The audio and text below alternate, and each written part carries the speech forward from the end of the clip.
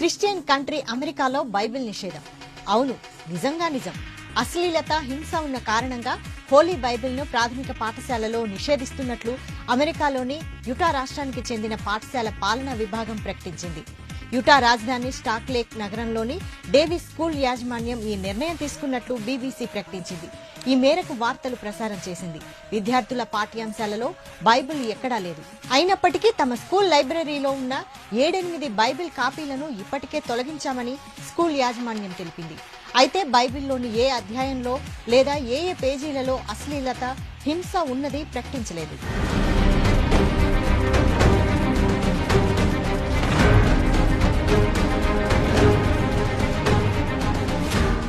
King James బైబిల్లో పిల్లలకు ఉపయోగపడే విలువలేవి లేవని, కొత్త నిర్వచనం ప్రకారం అది అశ్లీలత కిందకు వస్తుందని ఒక విద్యార్థి తండ్రి గత ఏడాది డిసెంబర్లో ఫిర్యాదు చేశారు.